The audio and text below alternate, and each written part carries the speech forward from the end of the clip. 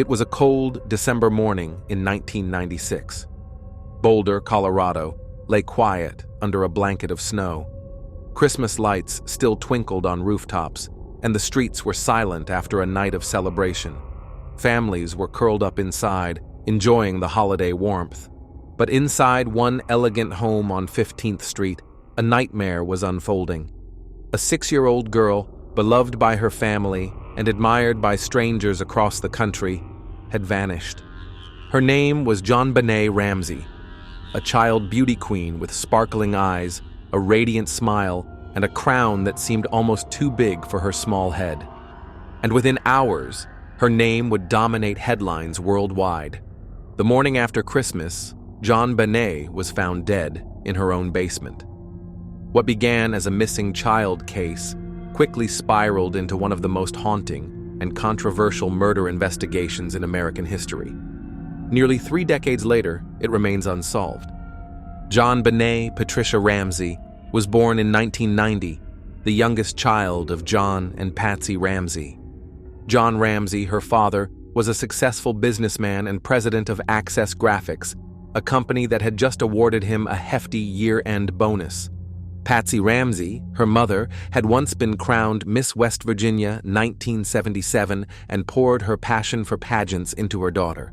911 emergency. Police. What's going on? 515th Street. What's going on there, ma'am? We have a kidnapping. Hurry. Patsy? Patsy? Patsy? Patsy?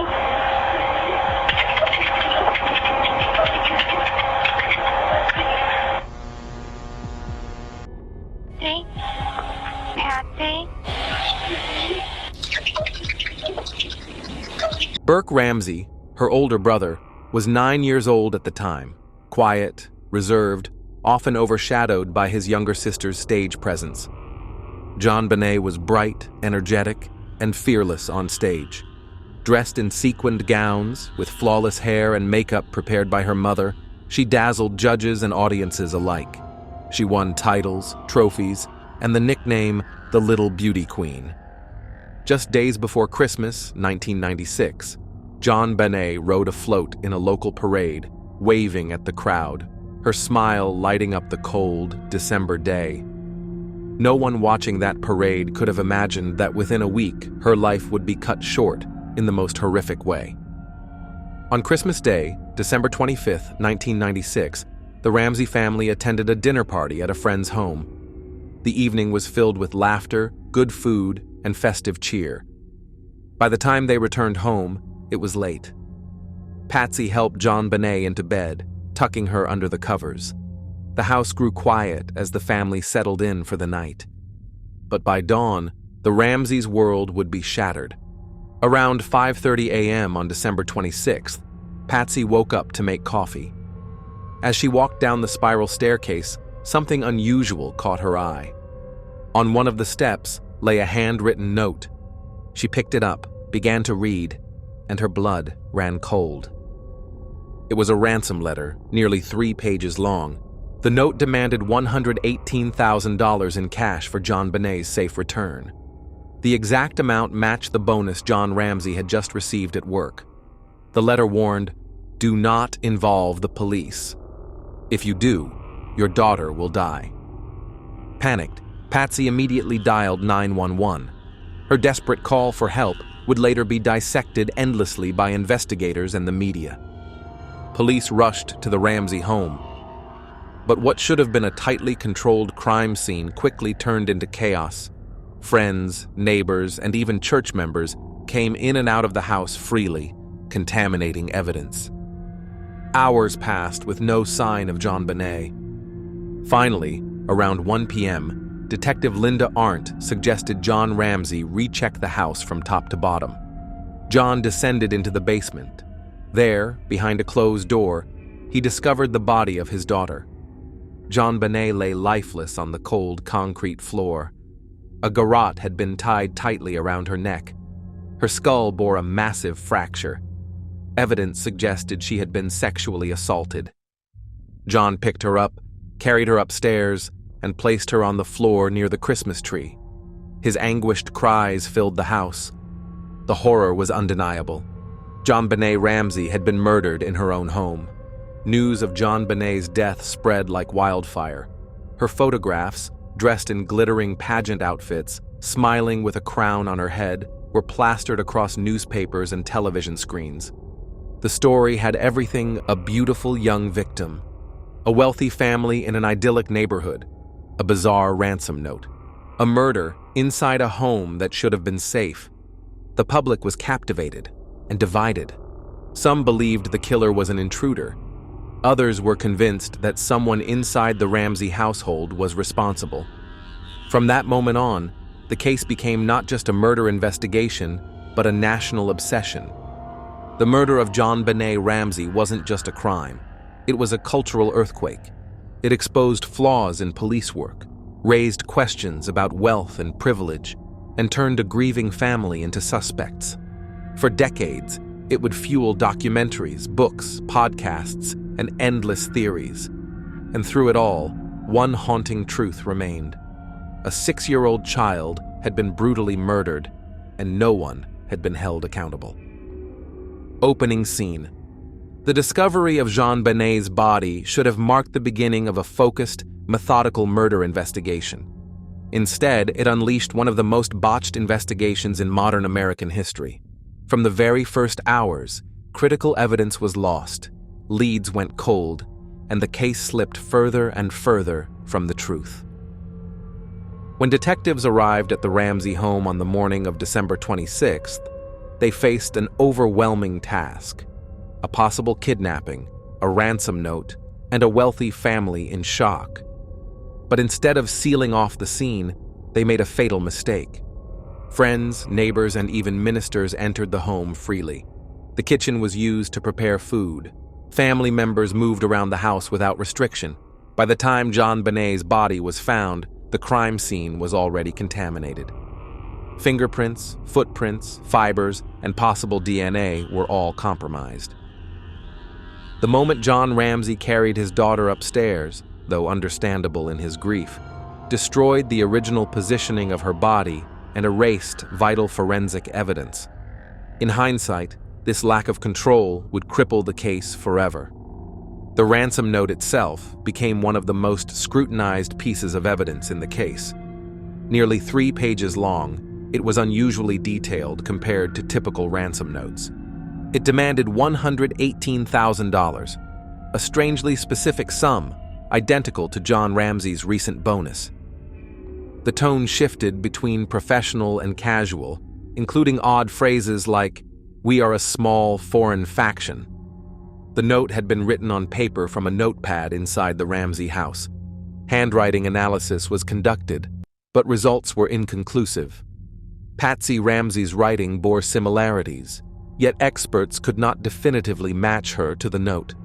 John Ramsey was largely excluded as the writer. To this day, the ransom letter remains one of the most puzzling aspects of the case. Was it genuine, or a staged attempt to cover up a crime committed inside the home? Almost immediately, suspicion turned toward the Ramseys themselves. Police found it difficult to believe that an intruder could enter the home, commit such a crime, and leave behind such a lengthy ransom note without being noticed. Theories began to form. Patsy Ramsey might have harmed her daughter in a moment of anger or frustration, then staged the scene. John Ramsey could have been involved either directly or in a cover-up. Even Burke Ramsey, just 9 years old, became the subject of dark speculation. Rather than exploring all possibilities, investigators quickly became fixated on the idea that someone inside the house was responsible. This tunnel vision would haunt the investigation for years. Not everyone agreed. Some detectives argued that signs pointed to an intruder. A broken basement window appeared to offer a possible entry point. An unidentified boot print was found near JonBenét's body. DNA recovered from her clothing did not match any family members, but these clues were often dismissed or overshadowed by the intense suspicion directed at the parents. The divide between the family theory and the intruder theory created a rift inside the investigation, one that would never fully heal. As investigators struggled, the media exploded. The image of JonBenét in her glittering pageant outfits splashed across every front page. Cable news ran endless debates about whether her parents were guilty. Tabloid headlines accused, speculated, and sensationalized. The Ramseys themselves became both victims and villains in the court of public opinion. Some saw them as grieving parents unfairly targeted. Others believed they were wealthy elites being protected by privilege. Documentaries, books, and talk shows dissected every detail. From Patsy's handwriting to Burke's behavior, nothing was off limits. The result? Public trust in the investigation eroded. The case became less about evidence and more about narratives and speculation. Tensions between the Ramseys and the Boulder Police Department escalated quickly. The Ramseys hired lawyers almost immediately, further fueling suspicion. They also brought in private investigators, clashing with official detectives. Police grew frustrated at what they saw as lack of cooperation. Meanwhile, the Ramseys claimed they were being unfairly targeted, insisting an intruder had killed their daughter. This adversarial relationship turned what should have been a collaborative effort into a battle of wills. In 1999, a grand jury was convened to examine the evidence. After months of testimony, the jury actually voted to indict John and Patsy Ramsey for charges related to child abuse resulting in death. But the district attorney at the time, Alex Hunter, declined to sign the indictment, citing insufficient evidence to prove the case in court. It wasn't until years later that the public even learned about the grand jury's decision. By then, suspicion of the Ramseys had already hardened in the public imagination. By the early 2000s, advances in DNA technology began to shift the narrative. Testing on samples from JonBenét's clothing revealed the presence of unidentified male DNA that did not match John, Patsy, or Burke. In 2008, the Boulder District Attorney formally cleared the Ramseys of involvement, stating the DNA evidence pointed to an unknown male intruder. But by then, more than a decade had passed, and the damage was done. The investigation had been compromised from the very start. In 2006, tragedy struck the family again. Patsy Ramsey lost her battle with ovarian cancer at the age of 49. She died without ever seeing her daughter's killer brought to justice. For many, her death closed the door on any chance of a full confession or resolution involving the family. For nearly 3 decades, the murder of JonBenét Ramsey has haunted investigators, journalists, and the public. Theories abound, and suspects have come and gone. Some were briefly hailed as the solution to the mystery, only to be dismissed. Others remain on the edges of suspicion, their names whispered but never confirmed in court. The question remains, who killed JonBenét Ramsey? Despite being officially cleared by DNA evidence in 2008, suspicion toward the Ramseys never fully disappeared. Patsy Ramsey. Critics argued her handwriting similarities to the ransom note were too strong to ignore. Her pageant mom image fueled speculation about pressure, perfection, and possible rage. John Ramsey, a wealthy businessman, some questioned whether his success and influence shielded him from deeper scrutiny. Burke Ramsey. Though just 9 years old at the time, rumors swirled that he could have lashed out during a sibling quarrel. A CBS documentary in 2016 reignited debate, sparking a defamation lawsuit from Burke against the network. For many, the idea of a parent accidentally killing JonBenét and covering it up remains the most enduring theory. Others argue the evidence points away from the Ramseys and toward an intruder. The broken basement window suggested a possible entry point. An unidentified boot print near JonBenét's body hinted at an outsider. The DNA evidence, unmatched to any family member, supported this theory. But if an intruder was responsible, who could it have been? In 2006, the world was stunned when John Mark Carr, a 41-year-old schoolteacher living in Thailand, confessed to killing JonBenét. Carr provided chilling details, claiming he had drugged and sexually assaulted the girl. He was extradited to the U.S. amid a media frenzy. But his story quickly unraveled. No drugs were found in JonBenét's system. His DNA did not match the evidence from the crime scene. Many of his details were already publicly available online. Within weeks, Carr was dismissed as a fantasist, obsessed with the case but innocent of the crime. His false confession demonstrated just how deeply the case had entered the public imagination and how easily investigators could be misled. Bill McReynolds, a neighbor who once played Santa Claus at the Ramseys' holiday party, also fell under suspicion. He had a close relationship with JonBenét, even giving her a gift and inviting her to visit him. His wife had written a play about a young girl's murder years earlier.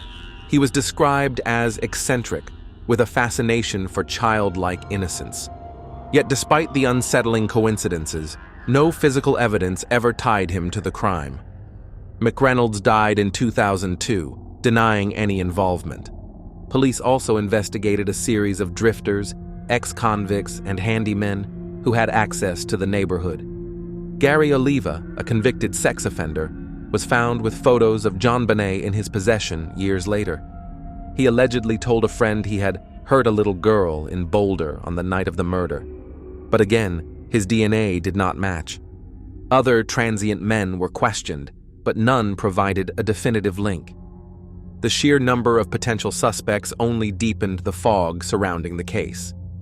One of the most persistent theories is that JonBenét's death was the result of an accident inside the home, later covered up to protect the family's reputation. Supporters of this theory point to the ransom note, which they argue was staged to mislead investigators. They also highlight the pineapple found in JonBenét's stomach, suggesting she had a late-night snack prepared by someone in the house. The theory holds that, in a moment of panic, the family constructed an elaborate cover story. But again, the unidentified DNA poses a major obstacle to this version of events. Another theory is that JonBenét was targeted by a sexual predator who knew the Ramsey family or had observed them from afar. The elaborate ransom note could have been a smokescreen to distract investigators. The presence of foreign DNA suggests an unknown male intruder. Some argue that the crime fits the profile of a predator rather than a family cover-up. But despite decades of testing, the DNA has never been matched to a known offender in any database. The truth may be that no single theory gained traction because the investigation was flawed from the start. Police focused too heavily on the Ramseys. Media narratives painted extreme pictures of guilt and innocence. Leads that didn't fit the family theory were sometimes ignored or underdeveloped. The result was a case where the truth was buried beneath layers of mistakes, bias, and sensationalism. Theories about JonBenét's murder persist because the case sits at the crossroads of American culture, wealth, and privilege, beauty pageants and child exploitation, law enforcement failure and media obsession. Every detail feels symbolic, every coincidence potentially meaningful. This has made the case less about solving a crime and more about projecting cultural anxieties onto an unsolved mystery.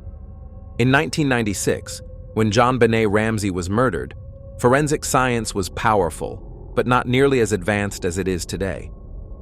The tools of DNA profiling were in their infancy. Handwriting analysis was controversial. Computerized crime databases were just beginning to grow.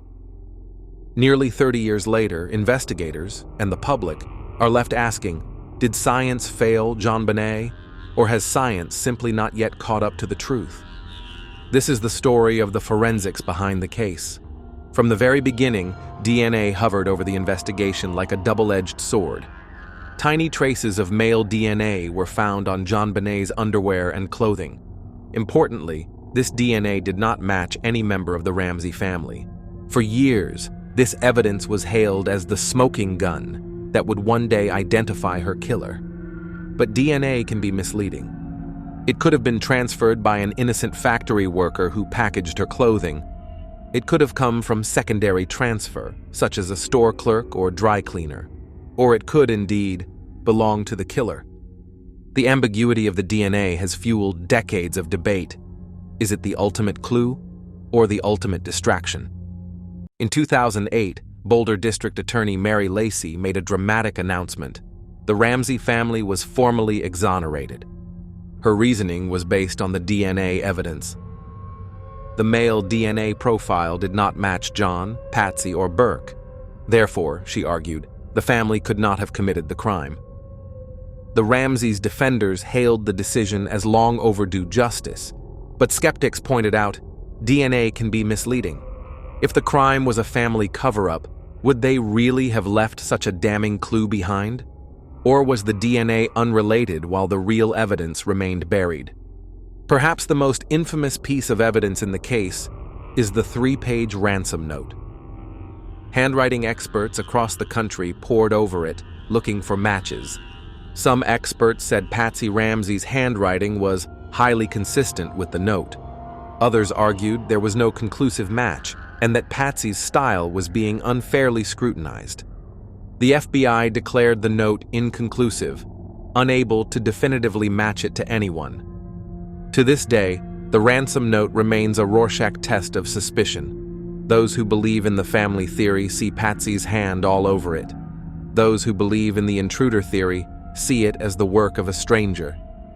Even the best science in the world couldn't overcome the mishandling of the Ramsey home in the hours after the crime. The house was not properly sealed.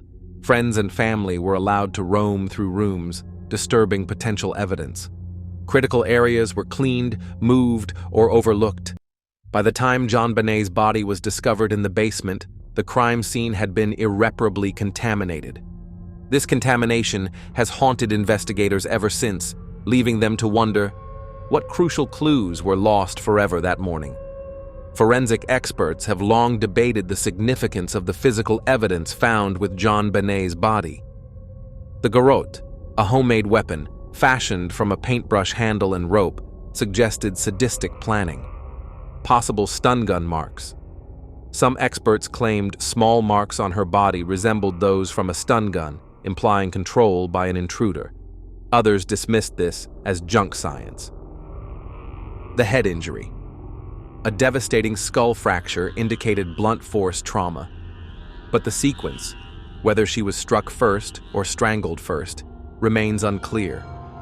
Each interpretation changes the story of the crime. Each disagreement keeps the truth just out of reach. In the decades since JonBenét's death, forensic science has leapt forward. Touch DNA analysis can now identify a person from the tiniest skin cell. Familial DNA searching can link partial DNA to relatives, as was famously done in the Golden State Killer case. Advanced genealogy databases have cracked cold cases once thought unsolvable. Could JonBenét's case be next? Many experts argue yes. The existing DNA evidence could be retested with modern tools, potentially revealing matches once invisible. The FBI and Colorado Bureau of Investigation have both revisited the DNA evidence multiple times. Each time, hopes rise. Each time, no definitive answer emerges. But public pressure continues to mount. In recent years, more than 27,000 people signed a petition urging new testing. JonBenét's father, John Ramsey, has been outspoken, demanding the use of private labs and cutting-edge methods. He believes the government has been too slow, too cautious. For him, the DNA is not just evidence, it is his last hope for justice. Yet even the best technology is only as good as the humans who use it. If evidence was contaminated, DNA results may always be compromised. If samples degraded over decades, critical profiles may be lost. If investigators cling to flawed theories, they may overlook what science tells them. In other words, science alone cannot solve JonBenét's murder. It needs context, open minds, and courage to follow the evidence wherever it leads. Many cold cases have been solved after 30, 40, even 50 years. JonBenét's murder still has evidence preserved, still has DNA profiles waiting for matches, still has family members demanding answers. Some experts believe it is not a matter of if, but when technology will crack the case. Others worry that too much time has passed and too many mistakes were made in 1996 for the truth to ever fully emerge. Christmas should have been a time of joy in Boulder, Colorado. But within hours of JonBenét Ramsey's body being discovered, the warmth of the holiday season was replaced by something far colder, far more invasive. The press had arrived. At first, reporters gathered outside the Ramsey home, covering what seemed like another local tragedy. But within days, the story had spread nationwide. Within weeks, it was international news. JonBenét's face was on every television screen, her beauty queen photographs splashed across front pages, her name whispered in every household. This was not just a murder investigation anymore. This was a media event. Why did this case capture the public's imagination so completely? Several factors collided in a way almost unprecedented. The victim, JonBenét, was a 6-year-old beauty queen with images that were both innocent and unsettling. The public could not look away. The setting, Boulder, an affluent, safe community, was suddenly the site of something dark and unimaginable. The note. A bizarre 3-page ransom note turned a murder into a mystery novel. The suspects. The parents were wealthy, glamorous, and well-connected, easy targets for suspicion. For the media, it was irresistible. For the public, it was addictive. By 1997, JonBenét's story dominated supermarket checkout aisles. The National Enquirer, Globe, and other tabloids published sensational headlines weekly. The parents did it. The intruder is still out there. New evidence finally cracks the case. Often, these claims were baseless, but accuracy was never the point. The Ramsey case sold papers. And in the world of tabloid journalism, that was what mattered. Almost overnight, John and Patsy Ramsey went from grieving parents to public enemies. Every smile in an interview was scrutinized. Every hesitation was treated as guilt. Patsy's beauty queen background was used against her, painting her as a controlling stage mother. The Ramseys held press conferences, pleading for help to find their daughter's killer. But the media often portrayed these appearances as performances. The line between victim and suspect blurred under the relentless glare of the cameras. The mid-1990s were the dawn of the 24-hour news cycle. Networks like CNN and Fox News needed content, constant, dramatic, and emotional. JonBenét's case fit perfectly. Night after night, panels of experts debated who killed JonBenét. Theories multiplied. Was it the parents, the brother, a mysterious intruder? Every minor development was stretched into breaking news. The result was a feedback loop. The more the media covered JonBenét, the more the public demanded coverage. The more the public demanded coverage, the more the media delivered. JonBenét was no longer just a child. She was a media industry. One of the most uncomfortable aspects of the media coverage was its fixation on JonBenét's pageant life. Images of her in makeup, sequined gowns, and tiaras were played endlessly. Critics accused the media of sexualizing a child, even as they claimed to be outraged by her death. Commentators debated whether the pageant world itself was partly to blame. The contradiction was striking. JonBenét's pageant photos were used to illustrate her innocence, but also fueled voyeurism and judgment. She became a symbol of America's complicated relationship with childhood, beauty, and exploitation. In living rooms across America, families argued about who killed JonBenét. Some believed firmly in the intruder theory. Others were convinced it had to be the parents. Everyone seemed to have an opinion. True crime was not yet the mainstream entertainment juggernaut it would become in the 2000s, but JonBenét's case paved the way. Documentaries, books, and made-for-TV movies flooded the market. Every holiday season, the story was revived, as if ritualistically tied to Christmas. JonBenét had become part of American culture, her tragedy transformed into a national pastime of speculation. By the late 1990s, the internet was still young, but the Ramsey case became one of its first true crime obsessions. Online forums hosted heated debates. Amateur sleuths traded theories, photos, and supposed evidence. Communities formed around each theory, almost like modern-day fandoms. This was an early glimpse of what we now know as armchair detective culture. JonBenét's case was no longer confined to Boulder, or even to America. It belonged to the world. For John and Patsy Ramsey, the media circus was devastating. Neighbors turned away, friends questioned them. Every trip outside their home risked a camera in their face. Burke Ramsey, just 9 years old at the time of the murder, grew up in the shadow of suspicion. Tabloids labeled him a killer. His childhood was invaded by strangers who thought they knew the truth. The family was grieving, but grief was never private. Their mourning was staged for the world, whether they wanted it or not.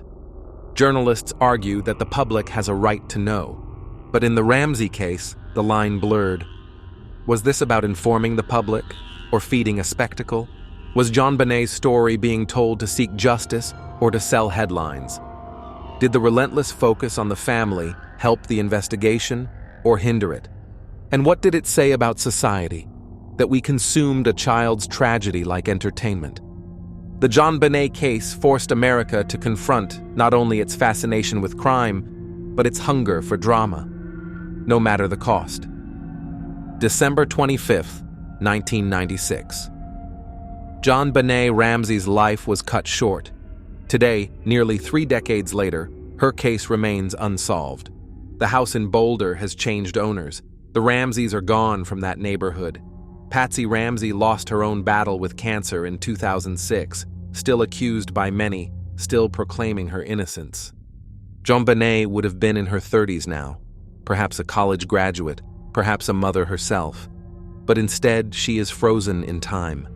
Her memory, her story, her tragedy, locked inside an unfinished investigation.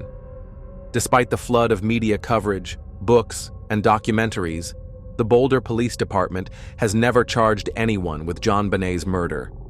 Why? Too many suspects, not enough evidence. A crime scene contaminated from day one, political and public pressure that fractured law enforcement unity. Over the years, investigators have admitted mistakes. Some evidence was lost, some ignored. Promising leads faded into dead ends. By the early 2000s, JonBenét's case was officially classified as cold. One of the strangest twists came in 2006, when a man named John Mark Carr confessed to JonBenét's murder. He described details that seemed convincing. He claimed he was with her when she died. He even inserted himself into the narrative of obsession, but DNA testing quickly cleared him. His confession was a fantasy, a reminder of how public attention can lure unstable individuals into false claims. Carr was not the first nor the last to falsely confess. Each time, hope was raised, then dashed again. As science advanced, so did the possibility of solving JonBenét's case. In 1999, early DNA testing was inconclusive. By the mid-2000s, touch DNA techniques revealed genetic material on JonBenét's clothing. This DNA did not match the Ramseys. For the family, this was vindication. For the police, it was complication. The problem: the DNA was too limited, too degraded. Experts disagreed. Was it the killers or just transfer from manufacturing or handling? Even today, the DNA debate remains central. If science can unlock its secrets, JonBenét's killer could finally be named. For John Ramsey, the years since his daughter's death have been marked by 2 battles: the fight for justice, the fight to clear his family's name. He has spoken publicly, written books, and given interviews. Again and again, he has insisted, "We loved our daughter. We did not kill her." Burke Ramsey, too, eventually broke his silence. His 2016 interview on Dr. Phil reignited interest and suspicion. But Burke has lived much of his life in the shadow of whispered accusations. He was just 9 when JonBenét died. He is now a grown man, yet the suspicions linger. The Ramsey family never escaped the court of public opinion. Unlike most cold cases, JonBenét's murder never faded from memory. Every anniversary, documentaries revisit the case. Online forums continue debating theories. Amateur sleuths treat the case as a puzzle to be solved. For many, JonBenét represents more than a crime. She symbolizes lost innocence, both personal and cultural. Her death shattered the illusion that wealth, beauty, or privilege could protect anyone. JonBenét's case has become one of the most studied crimes in modern history. Countless documentaries, dramatizations, and books dissect the mystery. Her image has appeared in everything from South Park to Law and Order. She is both a victim and an icon, a child immortalized by tragedy. This raises uncomfortable questions. Have we honored her memory or exploited it? Has the search for justice been drowned out by the hunger for entertainment? The line between awareness and exploitation remains razor thin. Despite decades of frustration, there is still hope. Genetic genealogy, the same technology that caught the Golden State Killer, could one day be applied to JonBenét's DNA evidence. Advances in forensic genealogy databases may reveal a match where none existed before. AI and digital analysis could re-examine old evidence in new ways. Each year, the tools improve. Each year, the possibility grows. For John Ramsey, for Burke, and for countless others who care, hope is not lost. Even as technology advances, haunting questions remain. Who wrote the ransom note? Why was JonBenet targeted? Was it someone inside the house? Or an intruder who slipped away unseen? And why, after so long, has the truth remained hidden? These questions define the mystery. They are why JonBenét's name is still spoken nearly 30 years later. JonBenét Ramsey was not a headline. She was not a mystery novel. She was a child. Her murder should have been solved. Justice should have been delivered. Instead, her story became a mirror of our culture, reflecting our fascination, our failures, and our relentless hunger for answers. As we close this chapter, one truth remains. JonBenet deserves justice, and until that justice is found, her case will remain a haunting reminder of how innocence can be stolen, and how truth, no matter how deeply buried, still waits to be uncovered. For nearly 3 decades, JonBenét Ramsey's name has lived in shadow, but somewhere, out there, lies the truth. Someone knows what happened that night, and someday, perhaps through science, perhaps through confession, perhaps through persistence, the truth will come out. Until then, we remember JonBenet not for the mystery that surrounds her, but for the child she was, loved, full of promise, and deserving of justice.